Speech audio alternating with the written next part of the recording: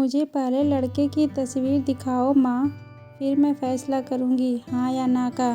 माँ ने गीता की तरफ देखा। अच्छा, हम तुम्हारे लिए क्या कोई अच्छा लड़का नहीं देखेंगे? गीता गुस्से से बोली। माँ, बस लड़का देखना है मुझे। उसकी तस्वीर मंगवा लें या लड़के को यहीं बुलवा लो। माँ ने डांटा। पागल है, शर्म नहीं आती? चल दफ़ा हो जाओ अपने कमरे में। बाबा भी आ गए। क्यों डांट रही हो मेरी बच्ची को? गीता बाबा के पास गई और जाकर कहने लगी, बाबा मुझे लड़का देखना है। बाबा ने मुस्कुराकर कहा, हाँ बेटी, तुम्हारी मर्जी से ही करेंगे शादी। कल मैं उसकी तस्वीर मंगवा लूँगा। लड़के का अपना होटल है, पढ़ा लिखा है, प्यारा है, लेकिन गीता को तो लड़का देखना था। लड़का तो प्यारा है। गीता ने हाँ कर दी। 10 दिन में ही गीता की शादी हो गई। गीता का हमसफ़र सुजीत अरेंज मैरिज थी। ना कभी मुलाकात हुई, ना कोई बात, कभी एक दूसरे को मिले भी नहीं। ये ऐसा पवित्र रिश्ता होता है, दो अजनबी एक जान हो जाते हैं जो कभी ज़िंदगी में मिले भी ना हो। 2 पल भर में एक दूसरे की जान बन जाते हैं। पहली रात थी। सुजीत कमरे में आया, हाथ में आइसक्रीम पकड़ी हुई गीता नज़रें झुकाए बैठी थी। आइसक्रीम तो गीता की फेवरेट थी। सुजीत को नमस्ते की। सुजीत पास बैठ गया। सुजीत थोड़ा सा शर्माता भी था। आइसक्रीम खाते हुए बोला, जितने पैसे शादी पर खर्च किए, इतने में काश मैं आइसक्रीम खा लेता। गीता का घूंघट उठाकर बोला, आप खाओगी? पहले तो गीता ने शर्माते हुए मना कर दिया। फिर सुजीत ने प्यार से कहा, खा लो, प्यार बढ़ेगा। गीता को आइसक्रीम दी और खुद भी खाने लगा।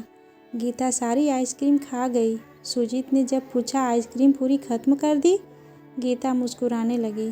वो तो मैं खा गई। सुजीत भी मुस्कुराने लगा।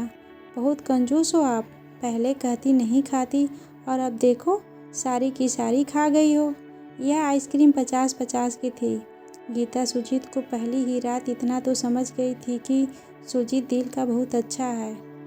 रात भर मोहब्बत भरी बातें होती रही। जिंदगी अपनी असल मंजिल की तरफ मुड़ गई थी। वक्त गुजरने लगा। गीता के भाई की शादी थी। गीता 4 महीने की प्रेग्नेंट भी थी। गीता ने सुजीत से कहा, मुझे भाई की शादी में जाना है। सुजीत ने गीता के पास बैठकर बोला, गीता, डॉक्टर ने आपको लंबी यात्रा करने से मना किया है, इसलिए मैं कोई रिस्क नहीं लेना चाहता। मैं नहीं इजाज़त दे सकता शादी में जाने की। गीता को बहुत गुस्सा आया। सुजीत, पागल हो गए हो क्या? मेरे भाई की शादी है और आप कह रहे हैं कि नहीं जाना? आप मुझे कार में बैठाकर आराम से छोड़कर आ जाएं। बस सुजीत ने गीता का हाथ पकड़ा, मोहब्बत से फिर समझाने लगा, गीता क्यों बेकार की जिद करती हो? डॉक्टर ने यात्रा करने से मना किया है तो मैं नहीं जाने दे सकता। तुम तो लापरवाह हो जाती हो और तुमको किसी के भरोसे नहीं छोड़ सकता। इतना कहकर सुजीत कमरे से बाहर चला गया।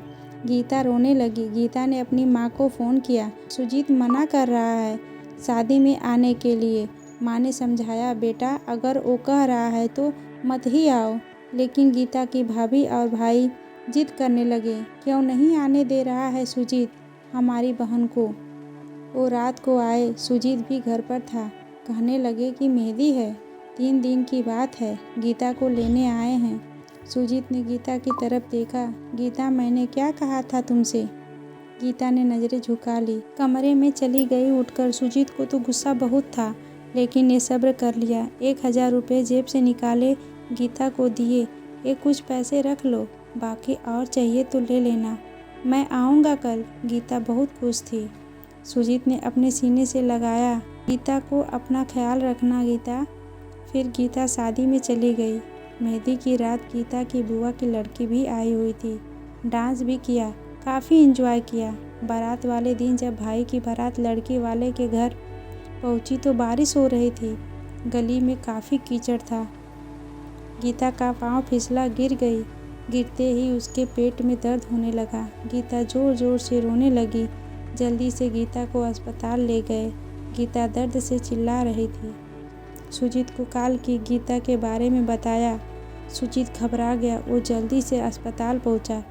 डॉक्टर गीता को इमरजेंसी वार्ड में ले गए थे। सुजीत बहुत परेशान था। दिल की धड़कनें बेकाबू थी, जुबान पर ईश्वर का जाप था।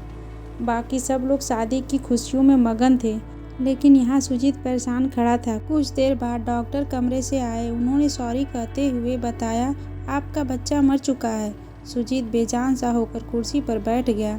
भगवान से हिम्मत मांगकर जल्दी से वार्ड में गया। गीता रो रही थी। सुजीत को देखकर मुंह मोड़ लिया। सुजीत पास बैठ गया, सर पर हाथ फेरने लगा। अच्छा चल चुप कर मेरी सोनी, रोना बंद कर, बस ऊपर वाले की मर्जी थी। गीता फूट फूट कर रोने लगी। सुजीत मुझे माफ़ कर दे, मुझसे गलती हो गई। सुजीत ने आंसुओं से भीगी हुई पलकों को चूम लिया। अरे बस बस मेरी जान, रोते नहीं हैं, बस ऊपर वाले की मर्जी थी। चुप हो गीता खुद को गुनहगार समझ रही थी, अपने बच्चे और सुजीत का। सुजीत समझ गया। गीता का सर अपनी गोद में रख लिया। चुप हो जाओ मेरी सोनी, सोनी रो मत, अब देख मैं तेरे पास हूँ। गीता को लेकर घर चला गया। शादी खत्म हुई, सब घर आ गईं। गीता का हाल पूछने गीता खुद पर इल्ज़ाम दे रही थी। मुझे रोका था सुजीत ने माँ, लेकिन मैं जिद करती रही, शादी में जाना है। अगर मैंने इनकी बात मान ली होती तो आज शायद मैं अपना बच्चा ना खोती। सुजीत समझ रहा था गीता दिल ही दिल में खुद को कसूरवार ठहरा रही है, इसलिए सुजीत प्यार से समझाता रहा गीता को, अरे पागल है, खुद को परेशान न कर, ऊपर वाले की मर्जी थी ना, वाले ने चाहा तो हमें फिर से औलाद ज़रूर देगा। गीता सुजीत की आंखों में देख रही थी। सुजीत आप इतने अच्छे हैं, मुझे डांटा नहीं, आपने कुछ कहा नहीं। सुजीत ने लंबी सांस ली, मुस्कुराकर बोला, जब तूने मेरी बात मानी ही नहीं थी तो गीता अब कुछ कहने का क्या फ़ायदा। गीता समझ रही थी सुजीत का खामोश गुस्सा। 1 साल बाद फिर ऊपर वाले ने उनको बेटा दे दिया। सब बहुत खुश थे। सुजीत बाहों में उठाकर झूमने लगा अपने बेटे को। गीता बेड पर लेटी हुई सुजीत की आंखों में बेटे की मोहब्बत से निकलते हुए आंसू देख रही थी। ज़िंदगी में अच्छे दिन आते हैं, लेकिन अक्लमंद वही होता है जो खुद को हालात में ढाल लेता है। सुजीत के 2 भाई जो सुजीत से अमीर थे, उन दोनों भाइयों का अपना अच्छा खासा बिजनेस था, लेकिन सुजीत का छोटा सा होटल था जिससे बस गुजारा हो रहा था। गीता ने जिद की, सुजीत बच्चे को बहुत गर्मी लगती है, इसलिए ये बहुत रोता है, मुझे कमरे में एसी लगवा कर दें। सुजीत ने सिर पर हाथ रखा। अरे गीता पागल हो गई हो क्या, मेरे पास नहीं है इतने पैसे एसी के लिए। गीता ने जिद की, मुझे एसी चाहिए बस। कमरे में सुजीत अपने बेटे को सीने पर लेटाकर खेल रहा था उसके साथ। गीता बस एसी लगवाने की जिद किए बैठी थी। सुजीत ने गीता का हाथ पकड़ा, अपने करीब किया। गीता पता नहीं क्यों इतनी जिद्दी हो तुम, लगवा दूंगा एसी। ए लो, सो गया है मेरा राजकुमार, इसको लिटा दो। 2 साल बाद ऊपर वाले ने एक बेटी भी दी। वे दोनों बहुत खुश थे। हर अच्छी बुरी ख्वाहिश पूरी करता था सुजीत, लेकिन फिर भी छोटी छोटी बातों पर उनमें झगड़ा रहता ही था। बेटा 4 साल का हो गया था, बेटी छोटी थी। सुजीत का होटल का काम अच्छा नहीं चल रहा था। सुजीत कुछ परेशान था। घर आया, देखा बेटे ने उसका लैपटॉप तोड़ दिया था। प्रीति मोबाइल पर लगी हुई थी। सुजीत ने देखा लैपटॉप टूटा हुआ पड़ा है। सुजीत चिल्लाकर बोला, गीता ये क्या है। गीता ने देखा, ये आपके लाडले ने तोड़ा है। सुजीत गुस्से में पहले ही था। गीता को गाली देकर बोला, तुम्हारा दिमाग काम नहीं करता, इसमें मेरा सारा डेटा था, तुम पागल हो क्या। जाओ खाना लेकर आओ, उठ जाओ। गीता गुस्से में बोली, सुजीत मैं नौकरानी नहीं हूँ, सारा दिन बच्चों को संभालूं और फिर तुम मुझे गाली दो। सारा दिन इतना काम करो और कदर इतनी सी है, गाली दे रहे हो। गीता खाना लेकर आई, बैगन बने हुए थे। सुजीत ने बैगन देखे, चिल्लाकर बोला, तुम्हारा दिमाग खराब है, तुमको कितनी बार समझाया है कि मैं बैगन नहीं खाता। सुजीत ने खाना उठाकर फेंक दिया, उठकर बाहर चला गया। इतने में बेटे ने कांच का गिलास तोड़ दिया जो हाथ पर लग गया। काफ़ी खून बहने लगा था। हाथ से गीता ने बेटे को 1-2 थप्पड़ लगा दिया। बहुत तंग आ गई हूँ मैं तुम बाप बेटे से। बेटे को उठाकर कमरे में ले गई, रो रही थी। साथ ही उसे मैं बोल रही थी, 5 साल हो गए इस इंसान के साथ, मेरी कदर ही नहीं है। बेटे के जख्म पर मरहम लगाने लगी। इतने में बेटी भूख से रोने लगी। बेटी को गोद में उठाया। इस इंसान की ऐसी हरकतें रही तो गुजारा मुश्किल हो जाएगा। रात भर सुजीत गायब रहा। गीता ने भी फ़ोन करके ना पूछा। गीता ने अपनी माँ को बताया, सुजीत आजकल ना खर्चा दे रहा है, ना अच्छे से बात करता है, गालियाँ देता है। माँ ने कहा, अच्छा हम करते हैं बात उससे। सुजीत को महसूस हुआ उसने अच्छा नहीं किया गीता के साथ। आज घर जाकर गीता को सॉरी करूँगा। घर आया, देखा गीता के माँ बाप चाचा सब आकर बैठे हुए थे। सुजीत ने गीता की तरफ देखा। गीता खामोश रही। नमस्ते किया। उसके बाद बात तो शुरू हो गई। माँ चिल्लाकर बोली, क्यों बेटा तुम खर्चा नहीं देते हो गीता को, क्यों गालियाँ देते हो? सुजीत को बहुत गुस्सा आया। घर की बात ही हम दोनों सुलझा लेते। सुजीत ने गुस्से से कहा, इसको सब कुछ देता हूँ, ये बस तमाशा लगाना चाहती है। गीता भी गुस्सा थी। वो भी गुस्से में बोली, क्या देते हैं? वो महीने के 10,000 देते हैं, जिसका दोनों बच्चों को दूध भी पूरा नहीं होता। एहसान करते हो मुझ पर? तुम्हारे बच्चों पर खर्चा करती हूँ। बहस इतनी बढ़ गई कि सबके सामने सुजीत ने गीता को थप्पड़ मार दिया। गीता की माँ को बर्दाश्त नहीं हुआ। वो अपनी बेटी को साथ ले गई। दोनों बच्चे भी साथ ले गए। सुजीत ने भी ना रोका उन्हें। गीता नाराज़ होकर चली गई। गीता को थप्पड़ ज़्यादा ज़ोर से लगा था, निशान बन गया था चेहरे पर। माँ भी रोने लगी। न जाने पहले कितना जुल्म करता होगा मेरी बेटी पर कमीना इंसान। सुजीत पहले से ही अपने होटल की वजह से परेशान था, काम ना होने की वजह से, और अब ये परेशानी बन गई। गीता मायके में थी, सुजीत यहाँ था, घर में परेशान था। हालात इतने ख़राब हो गए, सुजीत को अपना होटल बेचना पड़ा। 2 महीने गुजर गए। दोनों ने एक दूसरे से बात तक न की। दोनों गुस्से में थे। सुजीत कहता, खुद गई है खुद वापस आए। रीता की अकड़ थी, मनाने आएगा तो जाऊंगी। दिन गुजरते गए। 8 महीने गुजर गई।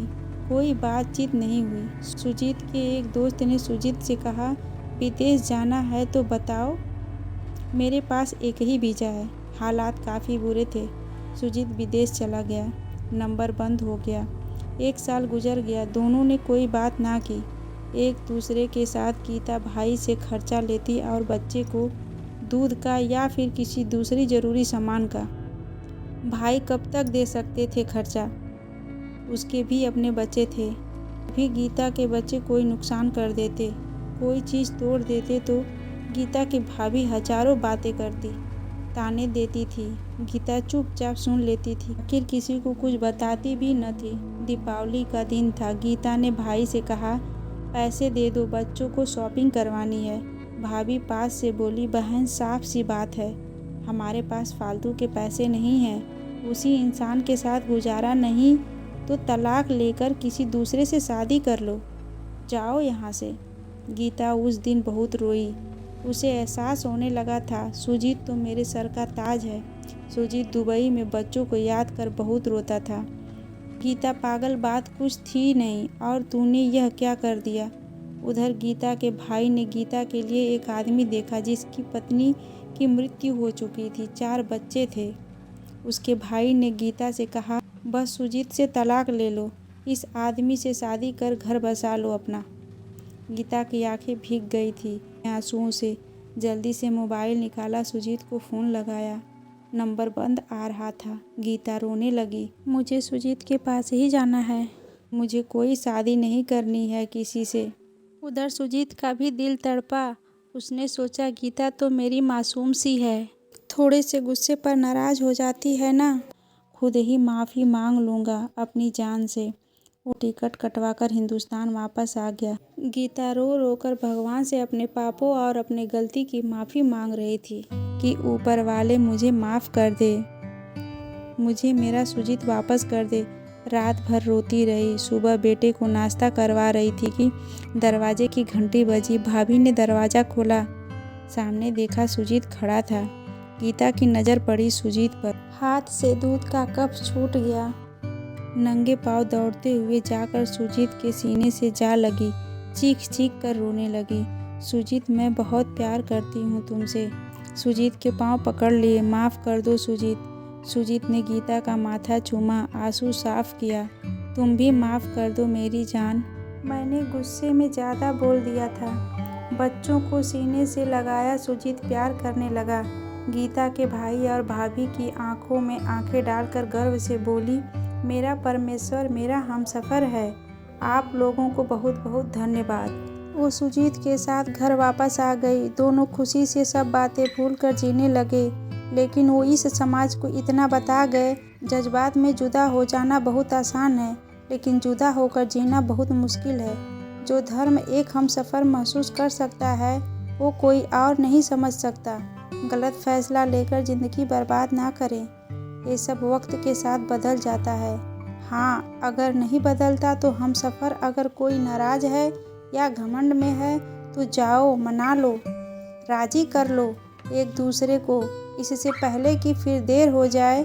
अगर मेरी कहानी किसी एक के भी दिल में घर कर गई हो तो मेरा मकसद पूरा हो जाएगा। आजकल छोटी छोटी बातों पर घर उजड़ रहे हैं। अगर थोड़ी बर्दाश्त कर ले तो ऐसे घर ना उजड़े। दोस्तों, सही कहा ना मैंने? आपकी राय क्या है इस कहानी के बारे में? आप कमेंट करके ज़रूर बताएं। राधे राधे।